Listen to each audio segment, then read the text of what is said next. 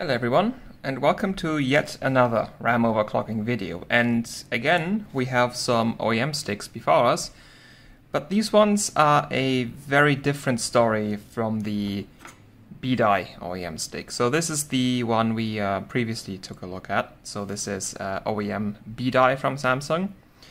And this right here is OEM 4 gigabit E-Die. So this is less dense than B-Die. B-Die is an 8, well, there's also probably a 4 gigabit B-Die, but this B-Die right here is 8 gigabit, so it holds 1 gigabyte per chip. This is 4 gigabit, so each chip holds 512 megabytes. So these two DIMMs each hold 4 gigabytes, and together they make an 8 gigabyte kit. They're single rank. Again, I have never worked with dual rank DDR4 before. And the PCB that these use is actually neither A0 nor A1, nor A2. So you can see this is an A2 PCB. We have two groups of 4 chips and then an empty middle section. This one still has two groups of 4 chips, but you can see they're a bit more far apart. And we have this empty spot for a 9th chip, because this is an A1 PCB. So this is sometimes used for ECC memory, which is where that 9th chip comes in. But you can also just use this PCB for non-ECC UDIMMs like these ones, and then you're just going to have an empty chip position right here, which can potentially cause some interference. So these are probably slightly worse at overclocking than A2 PCBs, but from what I've seen from other people, these are a lot closer to A2 than they are to A0. So these should still be better than an A0 PCB. Yeah, and since we have the nice sticker again, we can tell what this is. So just to verify it's really what I'm telling you, you can see here it says E right here in the part number. That indicates the die revision. And then on the chips themselves, again, it says 5WE. That again indicates the die revision. So this is E-Die. You can also tell it's 4 gigabit because we have one rank X8 and it's 4 gigabytes, so it has to be a 4 gigabit chip. And this is also a different bin than the B-Die stick we took a look at. The B-Die stick was BCRC. This is BCPB, which means it's a 2133 bin. Again, you can see here CPB, the other one is CRC. So this is a 2133 CL15, 1515, 36, I think, bin. Of course, a JDEC voltage, so 1.2 volts. So this is binned slightly lower than the B-Die stick, which was a 2400 one. And this is pretty much bottom of the barrel when it comes to DDR4 JDEC bins. So according to Samsung, this is some of the worst E-Die that they can make. But again, the binning that Samsung does doesn't really say much, because they only bin at JDEC voltage with JDEC settings, and a lot of RAM chips become significantly better if you just up the voltage a little bit. So Samsung's binning indicators, and the same goes for any manufacturer, their binning indicators usually don't mean very much.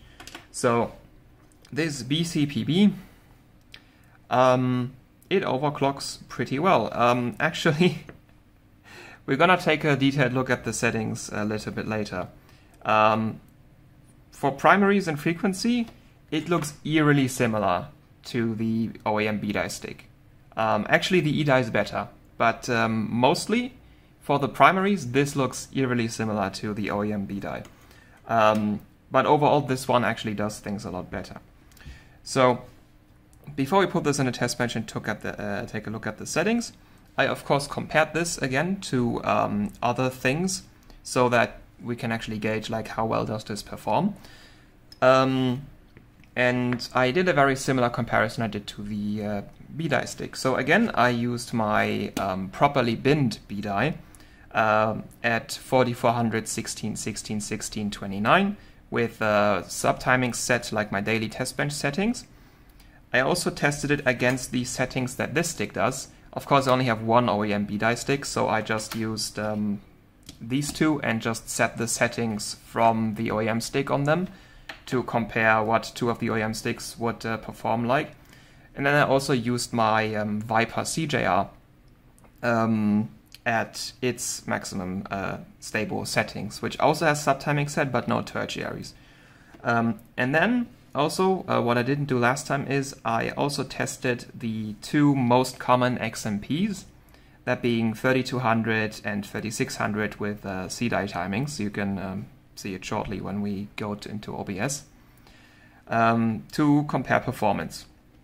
So yeah, overall, these did pretty well. I kind of hoped I would get a little bit more frequency out of these, and you absolutely can, just not at dailyable VDIM voltages. So again, the primaries look pretty similar to what the OEM BDI does.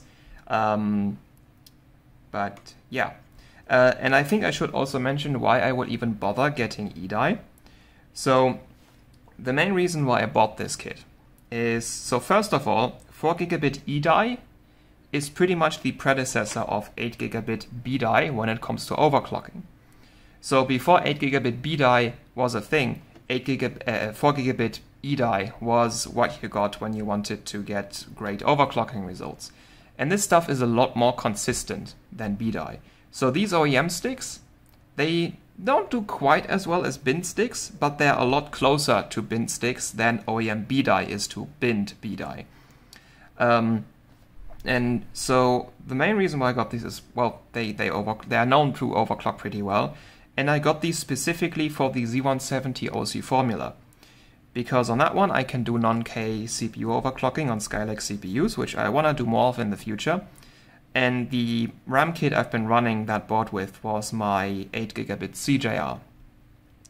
And the board doesn't seem to particularly like that kit. It has a lot of difficulties clocking it high. And I was sort of thinking, so the Z170 OC formula is from the beginning time of DDR4. Actually, the BIOS of the Z170 OC formula has a bunch of presets for different RAM chips, and all of those are 4 gigabit chips. There's no preset for an 8 gigabit chip. So I thought maybe this board will play a lot better with 4 gigabit chips. And then I remembered, oh hey, EDI exists. Like it's not as good as BDI, but it's like pretty good. And it's a 4 gigabit chip. And because it's only 4 gigabytes per stick, you can get, like, I got this entire kit for 25 euros. Like, this is really cheap to get. And the OEM stick overclocking experience on this chip is a lot better than OEM BDI. And you can also get dual rank versions of this. Of course, that costs more, but you can get dual rank B1 PCB based EDI, which is something I was thinking of getting. Provided these clock well on the OC formula, I might get some of these. Because then, first off, you get rank interleaving, and you get your full 16 gigabytes again, so you could actually conceivably like use that as daily, because 8 gigabytes these days is a little low. But I think that was enough rambling for now. Let's put these sticks into the test bench, run them through TimeSpy, and I'll also show you my pre-recorded results for the other tests I've run. So, the RAM kit's installed in the test bench.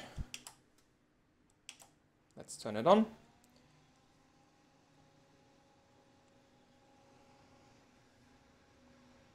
It does get stuck at 4F for quite a while, but it does post, yeah.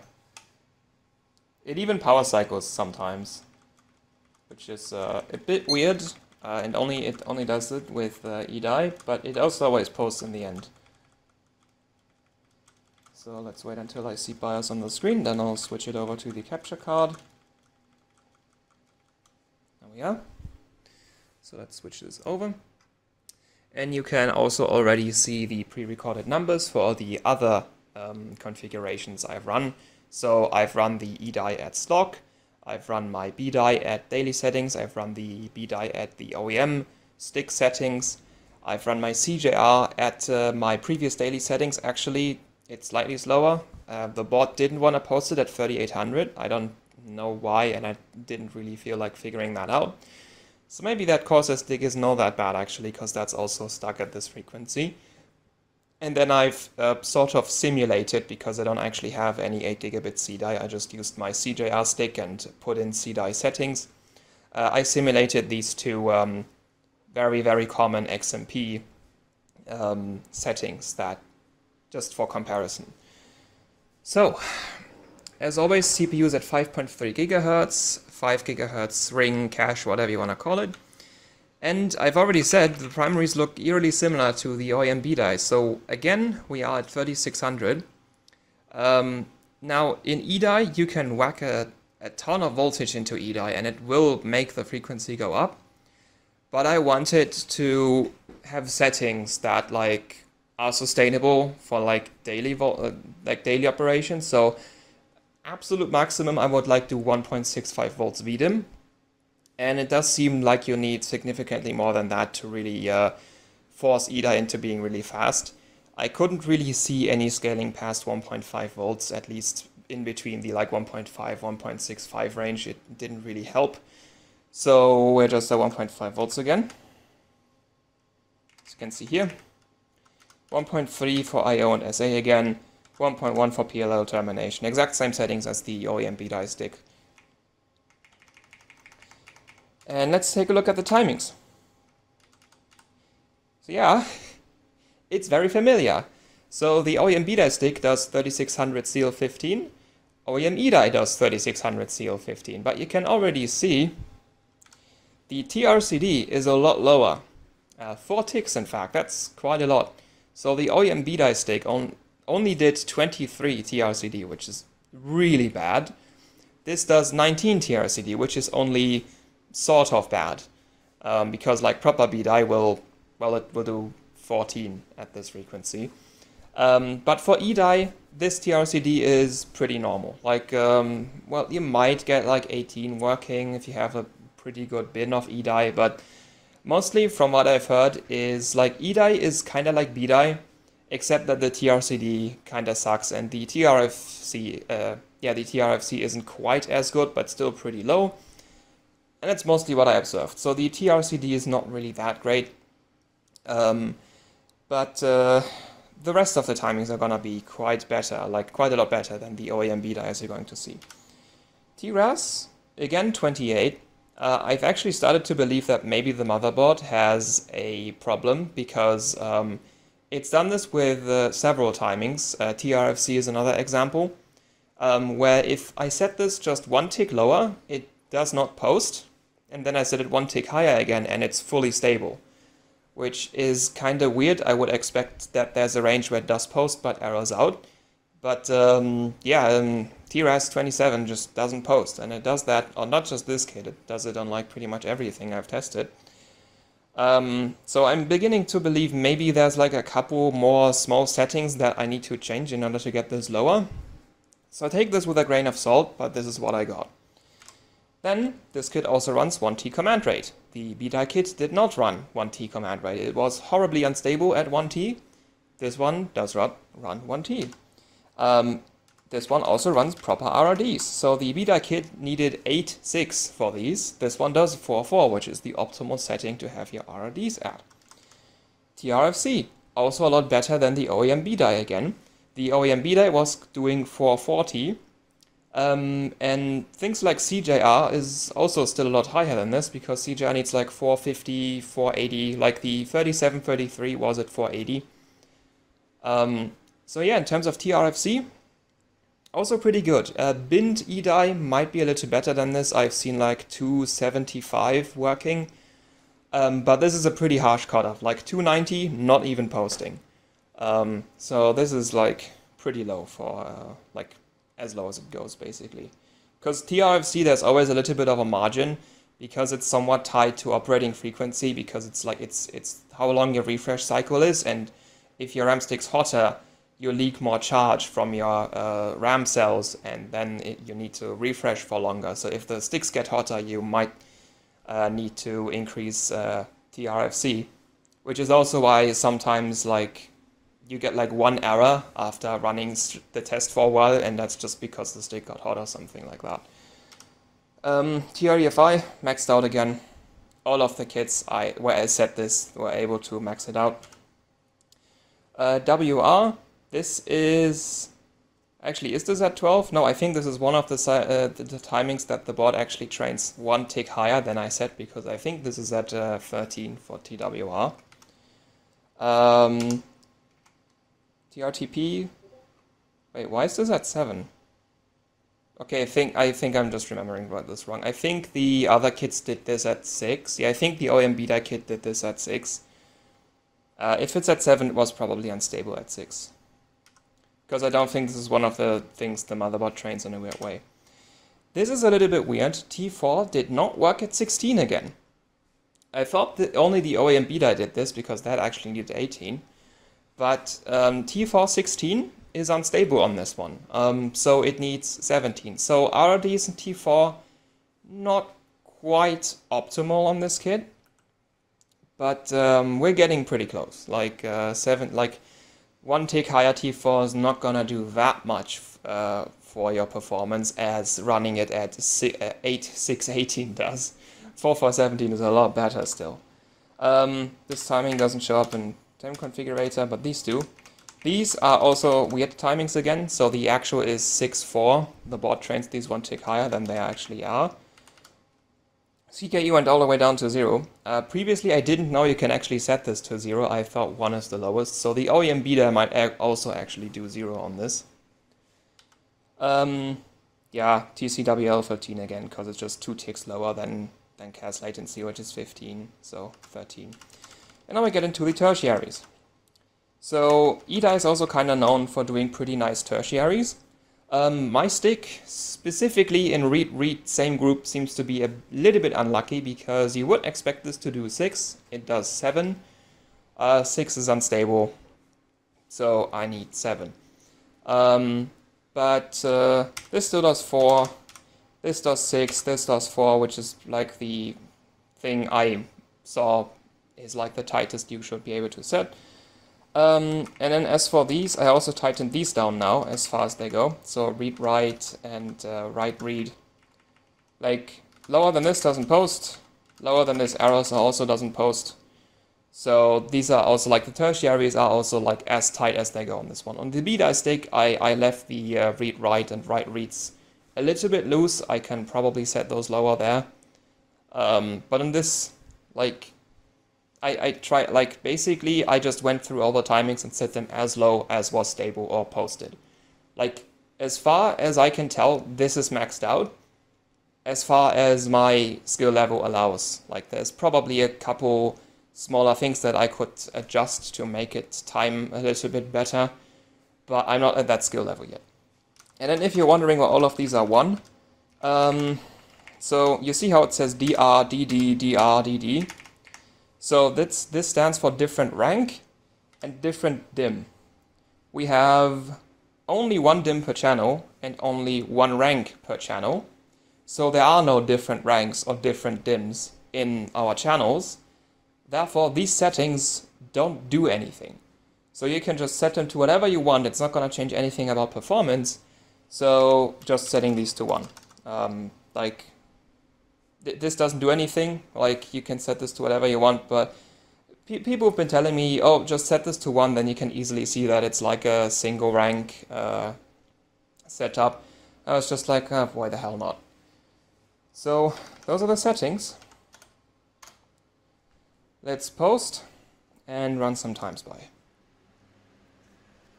So we're in Windows and let's run TimeSpy and let's see the score that it gives us.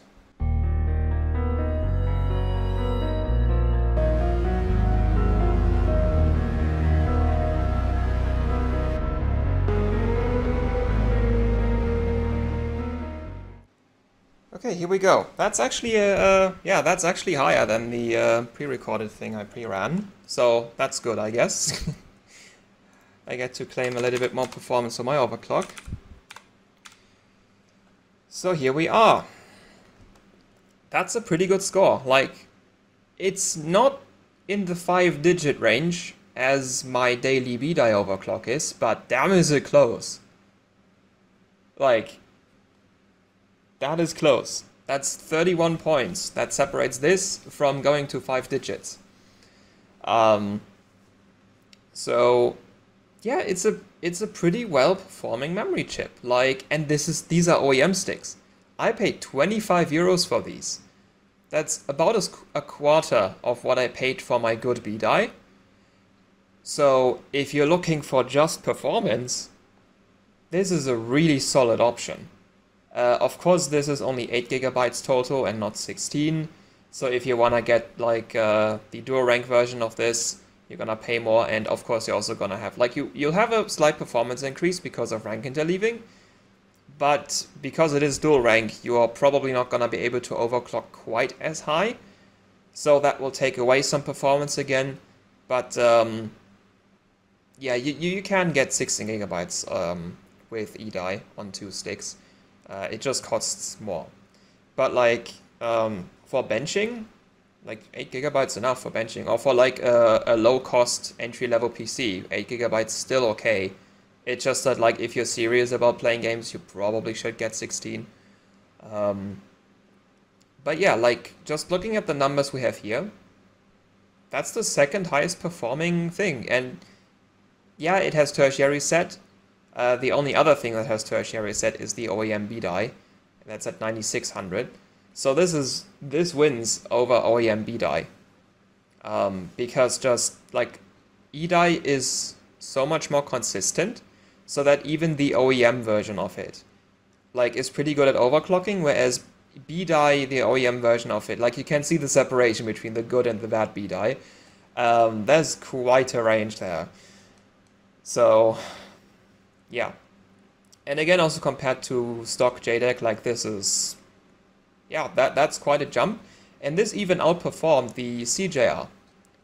Admittedly, the CJR doesn't have tertiary set, but still, it outperforms CJR, and not just by a bit. Like the OEM B-die has tertiary set, and it's not really helping that one. That one's not faster than CJR, so I don't think it does that much. But yeah, like these are pretty good results, and of course it also mops the floor with the C-die XMPs. Mostly because it's C-die, and C-die is an awful memory chip. Like, just look at that TRCD, it's almost as bad as the OEM B-die. And also, of course, it mops the floor with them because the C-die settings only have the primary set, because that's what XMP does. XMP doesn't set any secondaries or any tertiaries. They are always on auto if you set XMP. So it's only fair that I only set primaries on those settings, because then it wouldn't be comparing to realistic scores that you would get out of a C-die XMP. So yeah, yeah, I like the results from this. This is pretty well performing memory. Like this comes pretty close to proper B-die, which I'm quite impressed by, actually. I did not think that it would come this close. I sort of expected like 9700, maybe 9800 range, but like this is pretty good. This is pretty damn good. Like eDie can definitely still go very fast. The only problem is like, well, it's only half the density of what you would usually have these days. And going dual rank makes overclocking harder. That also gives you a little bit more performance because of rank interleaving. So yeah, to end this video, I like how this overclocks, and I'm gonna be testing this in the OC formula sometime soon, and depending on how well this does, I might pick up a dual rank version of this, and then we could also get some dual rank overclocking. I've never done dual rank DDR4, so I'm kinda wondering how much harder it actually is. It also depends on the memory chip. Like dual rank B-die is absolute hell, I've heard. Other chips probably easier to deal with. But yeah, so as far as RAM overclocking content comes, there's one more B-die stick that I'm waiting for, another OEM stick, so that I can actually run proper dual channel OEM B-die. This one was just simulated with the good sticks. But other than that, I'll be returning back to mostly graphics card overclocking. My phase change is waiting to be used. The 760 192-bit is waiting to be run again. So if this RAM overclocking stuff is boring you, then yeah, we'll go back to GPUs soon. And if you like this RAM overclocking stuff, then there's still more to come. Like, I just talked about the plans I have. But anyway, so thank you for watching. Hope you enjoy watching, and until next time, goodbye.